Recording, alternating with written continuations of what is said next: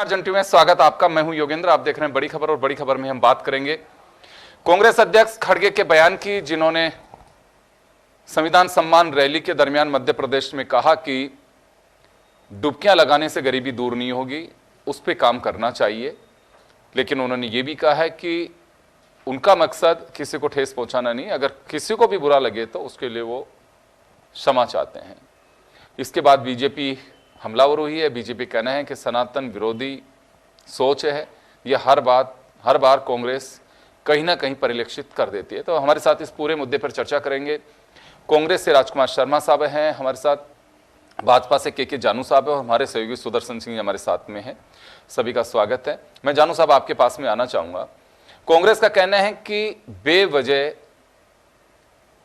अर्थ का अनर्थ करने की कोशिश करती है बीजेपी, उसके किसी भी नेता के बयान को डाइवर्ट करने की कोशिश करती है और उसमें तमाम संभावनाएं तलाशते हैं जिससे उनका काम चल सके। योगेंद्र जी, खड़गे जी ने बयान भी दिया और बाद में खेद भी प्रकट किया। ये इस बात का संकेत है कि जानबूझकर सनातन का अपमान करना, इस प्रकार के निर्लज बयान देना कि लोग प्रतिक्रिया दें, कांग्रेस के नेता चर्चा में बने रहें और बाद में जैसे कोर्ट में माफी मांगते हैं वैसे जनता में और मीडिया में माफी भी मांग लेते हैं। सच्चाई तो यह है कि कांग्रेस के इस परंपरा को कांग्रेस में रहने वाले बहुत से लोग झेल रहे हैं, बर्दाश्त कर रहे हैं, दुखी हैं उनकी इस प्रकार की हिमाकतों से कि सनातन का अपमान करना। और फिर अगर किसी को खेद है, अगर किसी को दर्द हुआ है, किसी को फील हुआ है तो हम माफी मांगते हैं। क्या मतलब इन सब बातों का? क्यों? जिस बेरोजगारी की, रोजगार की, गरीबी की कांग्रेस बात करती है, गरीबी हटाओ का नारा तो नेहरू जी ने दिया था, बाद में इंदिरा जी ने गरीबी पूरी हटा दी, बची खुची राजीव गांधी जी ने हटा दी, कहीं कोई कसर रही तो मनमोहन सिंह जी ने पूरी तरह गरीबी को समाप्त कर दिया। कांग्रेस अब कौन से गरीबों की बात कर रही है? सच्ची बात यह है कि कांग्रेस सत्ता से बाहर है, मीडिया की सुर्खियों में बने रहने के लिए बचकाने बयान देना और सनातन का अपमान करना, ये कांग्रेस की आदत बन गई। एक बात कही आपने कि अब कौन सी गरीबी, क्या लगता है आपको गरीबी नहीं है अभी? निश्चित रूप से गरीबी है। 80 करोड़ लोगों को भारत सरकार खाने के लिए राशन दे रही है। लेकिन जिस पार्टी ने नेहरू जी के शासनकाल में गरीबी हटाने का नारा देकर लोगों के वोट लिए थे, उसे गरीबी पर व्याख्यान देने का हक है क्या? कितने प्रधानमंत्री निकल गए तब से अब तक? किया क्या? बताइए जरा। जवाब दिलवा रहा हूं जी। राजकुमार जी, सुना आपने, सनातन विरोधी, गरीबों की परवाह नहीं कांग्रेस को, फिर भी बयान दे रही है, ये बीजेपी का कहना है। योगेंद्र जी, बड़े दुख के साथ कहना पड़ता है कि भारतीय जनता पार्टी अपने आप को दुनिया की सबसे बड़ी पार्टी कहलाती है और पार्टी कहलाने के साथ साथ 400 पार का नारा भी ये देश के अंदर दे रहे थे लगातार। 240 पे सिमट के रह गए, उसके बावजूद भी भारतीय जनता पार्टी का घमंड और कांग्रेस मुक्त भारत करने वाली भारतीय जनता पार्टी कांग्रेस को मुक्त करने की बजाय 240 पे आके सिमट गई। चलिए, वो तो ठीक हुआ। मैं तो वो जानना चाह रहा हूं, खड़गे साहब जो कह रहे हैं कि डुबकी लगाने से गरीबी दूर नहीं होगी। खड़गे साहब के बयान के मायने भारतीय जनता पार्टी अलग लगाती है। वो इसलिए लगाती है कि भारतीय जनता पार्टी कहीं लेश मात्र भी कहीं कोई नुकसान नहीं हो जाए। खड़गे साहब ने कहा डुबकी लगाना अच्छी बात है, वो आस्था का केंद्र है, आस्था लगाइए, डुबकी लगाइए। लेकिन योगेंद्र जी, आज डुबकी जिस तरीके से लगी है, 10-10, 12-12 कैमरे वालों को पानी में उतारा गया, क्या ये आस्था कहलाती है? और तब तक कैमरे वाले खड़े रहेंगे जब तक मेरी डुबकी चलती रहेगी, और 5 तारीख को भी डुबकी इससे भी ज्यादा कैमरे वालों के साथ लगेगी। तो ये डुबकी लगा रहे हैं, हमारी आस्था को मजबूत कर रहे हैं, कैमरे वालों को ठंड के अंदर पानी में उतार रहे हैं। तो कांग्रेस पार्टी तो इन सब बातों का विरोध करती है। और रही बात सनातन की, तो ये भारतीय जनता पार्टी के सनातन के ठेकेदार बनते हैं, तो फिर ये सब बात आज वहां सब कर गए थे और अब 5 तारीख को फिर कहां जाएंगे? और डुबकी लगाना तो मेरा भी, मैं हिंदू आदमी हूं, आप भी हिंदू है, भारतीय जनता पार्टी के साथी प्रवक्ता भी हिंदू है, तो डुबकी लगाना अच्छी बात है, डुबकी लगाइए। लेकिन इवेंट के रूप में डुबकी लगाना, हम पॉलिटिकल कार्यकर्ता हैं, एक आधी डुबकी लगाते हैं, एक आधी फोटो करने का और वीडियो फेसबुक पे डालने का हमारा भी मन करता है, डालिए, मना नहीं है। लेकिन पत्रकार साथियों को, कैमरे वालों को 1.5-2 घंटे तक पानी में उतार के रखना, ये कौन सी डुबकी है भैया? ये इवेंट नहीं है तो क्या है? तो कांग्रेस पार्टी तो हिंदुस्तान को सच्चाई दिखाना चाहती है। रही बात गरीबी की, रही बात महंगाई की, तो गरीबों पे अगर चर्चा करते, इतनी अगर देश के प्रधानमंत्री, देश के गृह मंत्री, हमारे देश की सरकार अगर गरीबी पे काम करे तो देश का भला होगा, गरीबी मिटेगी। मेरे भारतीय जनता पार्टी के साथी कह रहे कि 80,000 लाख लोगों को, कितने लोगों को ये खाना दे रहे हैं। तो इससे अंदाजा लगाइए कि कितनी गरीबी हमारे देश में है।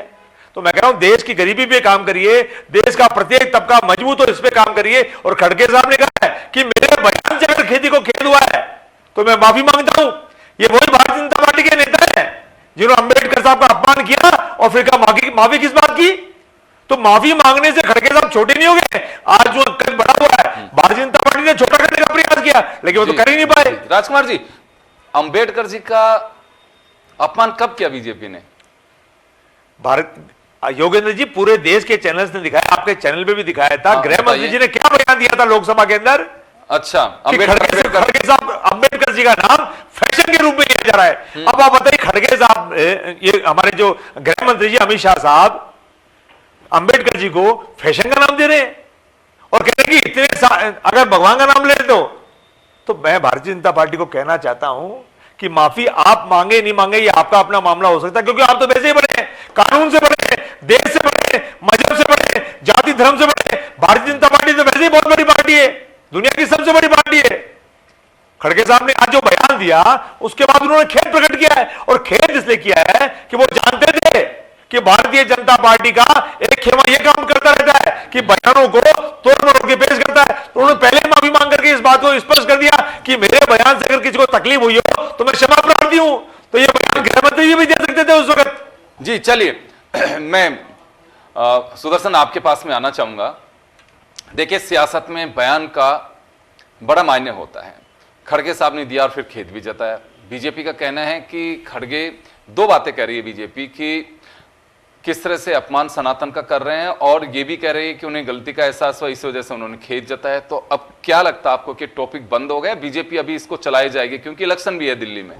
बिल्कुल योगेंद्र जी, क्योंकि इलेक्शन का माहौल है इसलिए अभी लगता नहीं है कि जो मामला है ये यहाँ पर जल्दी ही थम जाएगा। लेकिन जैसा कि हमारे यहाँ जो प्रवक्ता मौजूद है उन्होंने भी कहा कि माफ़ी उन्होंने मांग ली। आपने भी शुरुआत में कहा कि माफ़ी मांग ली उन्होंने, कि एहसास उनको शायद ये इस बात का हो गया था कि ये एक आस्था का विषय है, कुंभ चल रहा है, करोड़ों लोग वहाँ आ रहे हैं, जा रहे हैं, और ये बयान जो है ये कहीं ना कहीं उनको उनके लिए दिक्कत भी और पार्टी के लिए भी दिक्कत पैदा कर सकता है, इसलिए उन्होंने इस पर माफ़ी मांग ली। लेकिन ये बात सही है कि ऐसा जब चुनावी माहौल चल रहा है तो ऐसा लगता नहीं है कि जल्दी ही ये यहाँ पर शांत होगा। और जिस तरीके से संबित पात्रा ने और बीजेपी के जो दूसरे प्रवक्ता है उन्होंने भी जिस तरीके से इसका जवाब दिया है, पलटवार किया है, उसको देखते हुए ये लगता है कि ये जो बात है ये कुछ समय और लंबी खींचने वाली है। जी तो चलिए, इतना जल्दी से मुद्दा खत्म होने वाला नहीं है। मैं जानू साहब आपके पास में आना चाहूंगा। राजकुमार जी का कहना है कि उन्होंने अगर कहीं पे अगर किसी को थोड़ा भी अगर ये महसूस हो कि भाई गलत कह रहे हैं ये, क्योंकि कांग्रेस का मानना है कि उन्होंने सच्चाई से अवगत कराया है, फिर भी अगर किसी को तकलीफ हो तो खेद जता रहे हैं कि अमित शाह तो बिल्कुल पूरी तरह से बोल रहे थे अपमान कांग्रेस ने नहीं, बीजेपी ने किया, अमित शाह ने किया, ये कांग्रेस का कहना है, और उन्होंने तो खेद तक भी नहीं जताया। अभी आपने सुना होगा राजकुमार जी को। देखो, राजकुमार जी का बोलना राजकुमार जी की अपने दल की सीमा है और उसके तहत बोलेंगे। खड़गे जी ने भी तो सोनिया और राहुल को खुश करने के लिए कुंभ पर बयान दिया है और हिंदुओं को मुगालते में रखने के लिए खेद प्रकट किया है। और कांग्रेस सुधरती कहां है? 400 से अधिक सांसदों वाली पार्टी 48 पर आ गई, फिर भी उसका अहंकार और सनातन के अपमान का संस्कार समाप्त नहीं हो रहा है। हर बात पर जब आप हज पर सब्सिडी देते हो तो कुंभ पर सवाल क्यों उठाते हो? आपने तुष्टीकरण की राजनीति की है, आपने अपने आचरण में सनातन का सतत रूप से अपमान किया है और अब भी कर रहे हो। बस खेद तो इसलिए मांगना पड़ रहा है कि आप सत्ता से बाहर हो। कुल मिलाकर कांग्रेस के आचरण का जो चरित्र है वो समझ में आता है। खड़गे जी ने कहा कुंभ से कौन से रोजगार मिलेंगे? अकेले उत्तर प्रदेश में कुंभ मेले के दौरान 2 लाख करोड़ रुपए से अधिक का व्यापार होगा, ये कन्फेडरेशन ऑफ इंडिया का अनुमान है। साथ ही 40,000 करोड़ रुपए से अधिक का व्यापार तो आवास व्यवस्था से होगा, यह भी अनुमान सत्य के नजदीक है। बाकी सारे व्यापारों का ट्रांसपोर्टेशन से, इससे उससे, भोजन से, वो चर्चा का विषय नहीं है। लेकिन खड़गे जी को ना रोजगार दिखता है ना व्यापार दिखता है, केवल गरीब के नाम लेकर के सनातन का अपमान करने का संस्कार है। हम तो स्पष्ट कहते हैं, हमारा संदेश भी स्पष्ट है, कहती है गंगा की अविरल धारा, न बटेगा समाज हमारा, कितनी भी कोशिश करे कांग्रेस। तो आपको लगता है कांग्रेस बांटने की कोशिश कर रही है? निश्चित रूप से ये जो बयान दिए जा रहे हैं फ्रस्ट्रेशन पैदा किया जा रहा है, वो केवल और केवल सनातन को छेड़ करके अपने वोट बैंक को खुश करने का संदेश दिया जा रहा है। चलिए राजकुमार जी, सुना आपने कि आप पूरी तरह से अपमानित करने की कोशिश कर रहे हैं, मखौल उड़ा रहे हैं। अभी भी मैं जब हम डिबेट कर रहे हैं तो बीजेपी के नेताओं का बयान आ रहा है कि करोड़ों लोगों की आस्था के प्रतीक का मजाक बनाया जा रहा है। मैंने कहा ना योगेंद्र जी, भारतीय जनता पार्टी तो कांग्रेस पार्टी का कोई भी नेता अगर बयान देता है ना, उसको तोड़ मरोड़ के मुद्दा बनाना चाहती है, क्योंकि लगातार देश में कहीं ना कहीं चुनाव होते रहते हैं। अभी दिल्ली के चुनाव है, वहां इनको बड़ी तकलीफ नजर आ रही है चुनाव कैंपेन के अंदर। अब ये इस मुद्दे को वहां बुलाना चाहते हैं, और जबकि खड़गे साहब ने बहुत स्पष्ट तौर पे कहा है कि बात गरीबों की हो रही है, डुबकी की आस्था की नहीं हो रही है। और फिर भी अगर किसी को तकलीफ होती है तो मैं अपने शब्द वापस लेता हूं, खेद प्रकट करता हूं। और एक राष्ट्रीय पार्टी के राष्ट्रीय अध्यक्ष अगर खेद प्रकट करते हैं उसके भी कोई मायने, या भारतीय जनता पार्टी मायने नहीं समझती है, या भारतीय जनता पार्टी जो झूठ और जुमलों की जो पार्टी है वो अपनी बातों का मायने समझती है। तो भारतीय जनता पार्टी को खड़गे साहब के बयान को पूरा पढ़ना चाहिए, और उनके बाद जो माफी मांगी है उस बात को भी तो कोट करना चाहिए। अमित शाह जी ने तो माफी नहीं मांगी थी, लगातार पूरा देश ज्वलंत हो रहा था, हर जगह आंदोलन हो रहे थे, सभी पॉलिटिकल पार्टियां जो भी इस तरह का करती थी वो लगातार सड़कों पे उतर रही थी। लेकिन हर धर्मिता वाली पार्टी है, और मैं तो बार बार कहता हूं, पूरा देश जानता है कि भारतीय जनता पार्टी दुनिया की सबसे बड़ी पार्टी अपने आप को कहती है। घमंड में चूर है, तभी तो 400 पार नहीं है, 250 से भी नीचे आगे टिक गए। तो मैं भारतीय जनता पार्टी को कहना तो कि देश के मुद्दों से इस देश को मत भटकाइए। ये लोकसभा की जिम्मेदारी बनती है, देश की सरकार की जिम्मेदारी बनती है कि कुंभ हो रहा है वो यूपी सरकार करा रही है, वहां होने दीजिए कुंभ। हम हिंदुस्तान के लोग जाएंगे वहां डुबकी लगाएंगे, वहां वो अलग बात है। लेकिन केंद्र सरकार की जिम्मेदारी बनती है कि वो हिंदुस्तान को आगे लेकर जाए। जो हिंदुस्तान के ज्वलंत मुद्दे हैं ना, रोजगार के, बेरोजगारी के, गरीबी के, उन पर काम करे। और दिल्ली चुनाव में प्रचार करे शाम को, उसके लिए भी कोई मना नहीं है। शाम को रोज दिल्ली के सारे बड़े नेता दिल्ली में प्रचार करे, उसकी भी कोई मना नहीं है। राजस्थान में भी तो आए थे बड़े बड़े नेता, बड़ी बड़ी बातें करके गए थे। हुआ क्या, इनसे क्रेडिबल मिनिस्टर तो समझ नहीं रहे। वो कहते हैं डुबकी लगाने जाऊंगा, क्या पता मैं वहीं रह गया। आप समझ रहे हो कि बयानों का क्या मतलब है कि मेरा इस्तीफा स्वीकार कर लो, मेरे गले में घंटी है। तो भारतीय जनता पार्टी अपने कुनबे को संभाले। खड़गे साहब और राहुल गांधी और सोनिया गांधी और कांग्रेस पार्टी तो समली समलाई पार्टी है, कांग्रेस मुक्त तो आप कर नहीं पाए। अब उनके बयानों को तोड़ मोड़ के आप पेश करना चाहते हैं, हिंदुस्तान के अंदर कांग्रेस पार्टी को बदनाम करना चाहते हैं। कांग्रेस पार्टी इस मुद्दे पर भारतीय जनता पार्टी को सड़क से सदन तक लगातार घुटने टिकवाने का काम करती रहेगी। राजकुमार जी ने स्वीकार कर लिया है योगेंद्र जी कि हम कांग्रेस पार्टी को बदनाम करना चाहते हैं, मतलब हिंदुत्व के खिलाफ बोलेंगे तो बदनाम होंगे। फिर भी बाज तो आते नहीं है इनके नेता, कहीं न कहीं कोई न कोई कभी न कभी कुछ न कुछ ऐसा बोल जाता है, सनातन का अपमान होता है। इनको मालूम है राजनीतिक रूप से कमजोर होते हैं, फिर भी इनके नेता बयान देते हैं, और जब बयान संभलता नहीं तो खेद भी प्रकट करते हैं। सच्चाई तो ये योगेंद्र जी, कुंभ के मेले में आस्था टटोलने की जरूरत है। गरीबी और रोजगार के है, कुंभ में रोजगार और कुंभ में बेरोजगारी की, गरीबी की बात करने की जरूरत कहां है? हज में भी तो गरीब जाते हैं, पैसे वाले जाते हैं, वहां कभी सवाल नहीं उठाते। यहां कुंभ पर सवाल उठाकर आप क्या संदेश देना चाहते हैं?